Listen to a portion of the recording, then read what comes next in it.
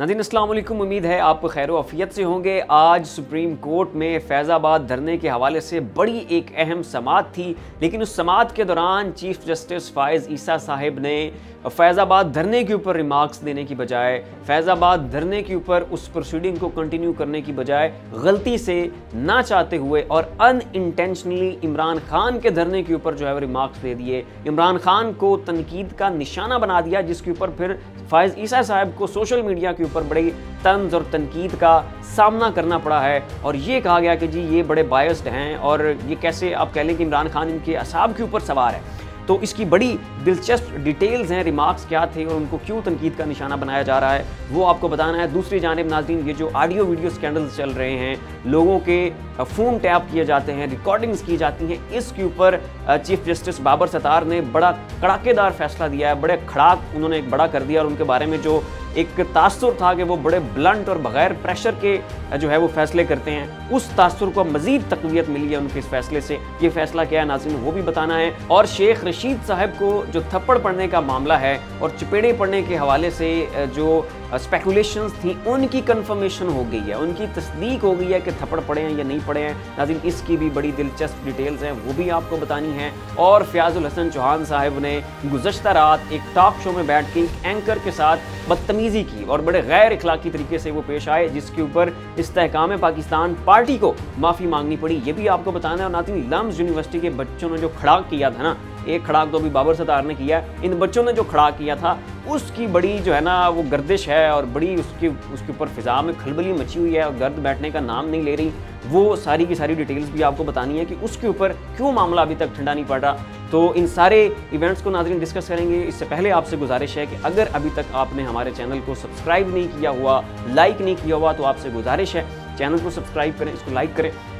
और अपने अजीज़ दोस्तों रिश्तेदारों के साथ शेयर करें और उन सबको इस चैनल का लिंक दें कि जो मुल्की मामलात से आगाह रहना चाहते हैं। तो आ जाते हैं नाज़रीन फैज़ाबाद धरने के ऊपर जो आज सुप्रीम कोर्ट में अहम समाअत थी उसकी तरफ। तो नाज़रीन दौरान समाअत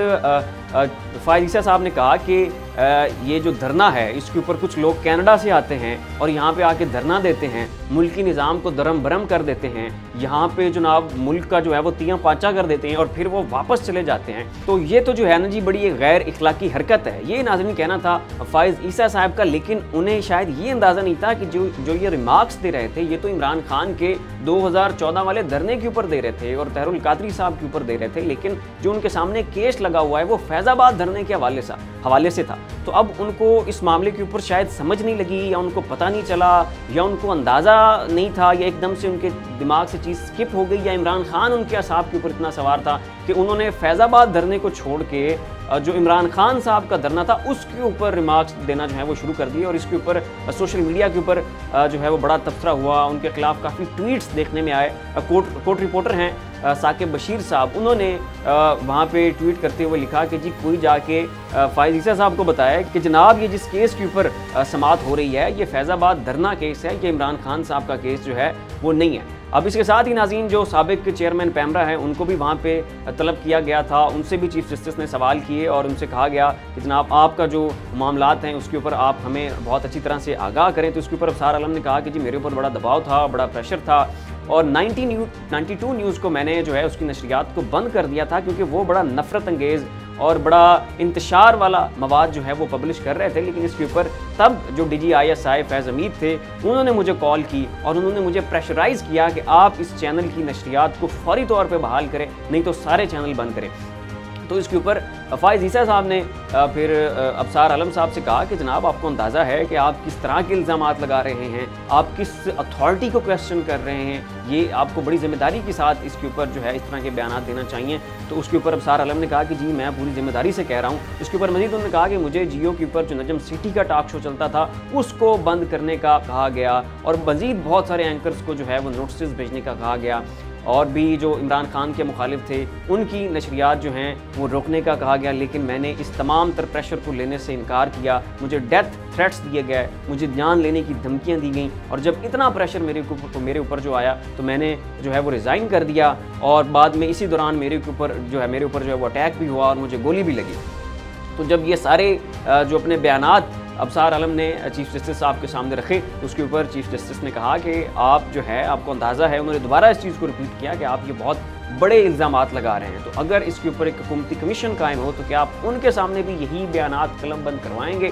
تو اس کے اوپر ابصار عالم نے کہا کہ جی میں کلمہ پڑھ کے یہی سارے بیانات جو ہیں وہ دوبارہ قلم بند کروا دوں گا۔ اور دوسری جانب ناظرین، جو بابر ستار ہیں، ان کی عدالت میں آڈیو ویڈیو سکینڈل چل رہا تھا۔ آپ کو یاد ہوگا کہ زلفی بخاری کی بشرا بی بی کے ساتھ ریکارڈنگز لیک ہوئی تھیں، پھر جو ہے وہ چیف جسٹس اور ان کی ساس کے ساتھ ان کی کال ریکارڈنگ ٹیپ ہوئی تھیں، وہ لیک ہوئیں، پھر اسی چیف جسٹس کے بیٹے کی جو فون ٹیپ ہوا اس کی ریکارڈنگز منظر عام پر آئی، عمران خان اور ان کے جو باقی اور دیگر وفاقی وزراء ہیں ان کی ریکارڈنگز بھی منظر عام پر آئیں۔ تو اس کا جو کیس ہے وہ اسلام آباد ہائی کورٹ میں چیف جسٹس بابر ستار کی عدالت میں چل رہا تھا، تو آج اس کے اوپر انہوں نے ایک بڑا زبردست ورڈکٹ دیا ہے، بڑا بلنٹ قسم کا انہوں نے اس کے اوپر فیصلہ سنایا ہے، اور انہوں نے کہا کہ کوئی قانون، کوئی آئین آپ کو اس چیز کی اجازت نہیں دیتا کہ آپ کسی بھی پاکستانی شہری کی جو ہے اس طرح کا فون آپ اس کا ٹیپ کریں، آپ اس کے روم کو بگ کریں، آپ اس طرح کی اس کی ریکارڈنگز نکالیں اور پھر آپ اسی سارے ڈیٹا کو اس ایک سیاسی جماعت کے خلاف یا اس شخص کی اس کو ڈیفیم کرنے کے لیے آپ اس کو استعمال کریں، تو یہ نہیں چلے گا، یہ آپ کو آئین اس چیز کی اجازت نہیں دیتا۔ ہاں، اگر قومی سلامتی کے پیش نظر، ملکی سلامتی کے پیش نظر آپ کو کسی شخص کی ریکارڈنگز مطلوب ہیں، کسی کا ڈیٹا آپ نے نکالنا ہے، کوئی فون ٹیپ کرنا ہے، تو آپ عدالت آئیں، یہاں پہ آپ اس کے وارنٹس لیں اور قانونی اور آئینی طریقے کے تحت آپ جا کے اس کا فون ٹیپ کریں، اور اس کے بعد پھر عدالت کو آپ اس معاملے کے اوپر اعتماد میں لیں۔ ادروائز آپ کو اس قسم کے کسی بھی آپ کو عمل کی کوئی اجازت نہیں ہے، چاہے وہ کوئی بھی عہدیدار ہو، اس کا تعلق ایجنسی سے ہو، اس کا تعلق آرمی سے ہو، اس کا تعلق کسی بھی ملک کے ادارے سے ہو، آپ کو اس طرح کی حرکت کرنے کی کسی بھی قسم کی کوئی اجازت نہیں ہے، اور یہ غیر آئینی عمل ہے۔ ناظرین، یہ کہنا تھا بابر ستار کا۔ اب دوسری جانب ناظرین آ جاتے ہیں شیخ رشید صاحب کے اوپر۔ تو شیخ رشید صاحب کے بارے میں بڑی اسپیکولیشن تھی کہ جناب انہیں چپیڑیں پڑی ہیں یا نہیں پڑی، وہ کہتے ہیں جی میں چلے کے اوپر گیا ہوں، یہ جناب دوسری طرف ان کی جو باڈی لینگویج ہے، اور حامد میر صاحب نے جیو کے اوپر بیٹھ کے کہا تھا کہ شیخ رشید نے ایک صحافی کو فون کال کی، اور اس فون کال میں انہوں نے کہا کہ مجھے بڑا مارا پیٹا گیا، مجھے بڑی اذیت میں رکھا گیا، اور وہ فون کال بعد میں حامد میر صاحب نے بھی سنی، اور انہوں نے اپنے ٹاک شو میں بیٹھ کے کہا کہ اگر یہ فون کال منظر عام پر آ گئی تو شیخ رشید کو لینے کے دینے پڑ جائیں گے۔ اب اسی کے اوپر کل سردار لطیف کھوسہ جو ہے وہ پریس کانفرنس کر رہے تھے، عمران خان کے سائفر کیس کے اوپر جو کل سماعت تھی اس کے حوالے سے ان کی پریس کانفرنس تھی، تو اسی دوران ایک شخص نے ان سے سوال کیا کہ شیخ رشید کے بارے میں آپ کیا کہنا چاہیں گے، تو انہوں نے کہا کہ جی بالکل انہیں تھپڑ پڑے، انہیں چپیڑیں پڑی ہیں، ان کو جو ہے وہ بلائنڈ فولڈ کیا گیا تھا، ان کو جناب 40 دن سورج کی روشنی تک نہیں دیکھنے دی گئی، اور پھر ان کے روم میں چوہے چھوڑے گئے، اور بڑا تعفن زدہ بربودار کمرہ تھا جس میں انہیں رکھا گیا۔ تو شیخ رشید خود اس ساری چیز کو تسلیم نہیں کریں گے، کیونکہ اس میں ان کی بڑی تضحیق ہے، بڑی بےزتی ہے، اور وہ خود کیسے سب کے سامنے اس چیز کی تصدیق کر دیں اور اس کو کلیم کر لیں اور ایکسیپٹ کر لیں کہ میرے ساتھ یہ سب کچھ ہوا ہے۔ تو ناظرین، یہ کہنا تھا سردار لطیف کھوسہ کا۔ اب جناب جو ہے رات کو فیاض الحسن چوہان صاحب ایک ٹاک شو میں بیٹھے تھے، اور اس ٹاک شو میں جو فریہ ادریس ہیں انہوں نے ان کے سامنے وہ تمام تر کلپس چلا دیے جس میں وہ تحریک انصاف کے اندر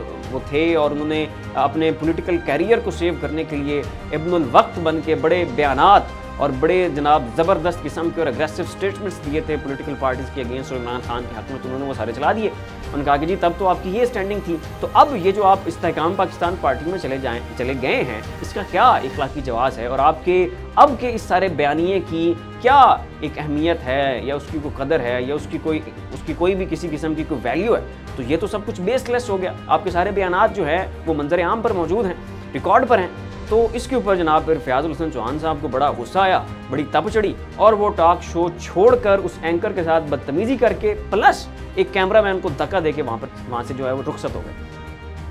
تو یہاں پہ پھر جناب جو استحکام پاکستان پارٹی ہے انہیں اینکر سے رابطہ کر کے معافی مانگنی پڑی، انہوں نے معذرت کی، انہوں نے کہا کہ یہ تو ہماری پارٹی ڈسپلن کے بڑا اگینسٹ ہے، اور ہم اس کے اوپر جو ہے وہ فیاض الحسن کی کلاس جو ہے وہ لیتے ہیں اور ٹھیک ٹھاک لیتے ہیں، تو آپ پلیز برا مت بنائیے گا۔ اب یہاں پہ میں ایک چیز کہنا چاہوں گا کہ یہی فیاض الحسن چوہان جب عمران خان کی جماعت میں تھے اور یہ باقی جماعتوں کو تنقید کا نشانہ بنایا کرتے تھے اور بڑی ایک رف قسم کی لینگویج یوز کیا کرتے تھے، تو تب یہ کہا جاتا تھا کہ جی یہ فیاض الحسن چوہان جو ہے نا جی یہ عمران خان کی پیداوار ہے، یہ عمران خان کی پروڈکٹ ہے، اور یہ اس وجہ سے ملکی سیاسی ماحول کی فضا کو خراب کر رہے ہیں، داغدار کر رہے ہیں، کیونکہ ان کا تعلق تحریک انصاف سے، عمران خان سے۔ لیکن اب جو ہے نا وہ فیاض الحسن چوہان کے کسی عمل کو، کسی حرکت کو، کسی بیان کو علیم خان اور جہانگیر ترین کی دی ہوئی تربیت کے ساتھ نہیں جوڑا جائے گا۔ یہ صرف اور صرف یہ سارے جو لنڈے کے دانشور ہیں نا، یہ اس طرح کے اوچھے ہتھ کنڈے صرف تحریک انصاف کے خلاف ہی استعمال کرتے ہیں۔ اب یہ جو ہے نا یہ سارے چپ رہیں گے۔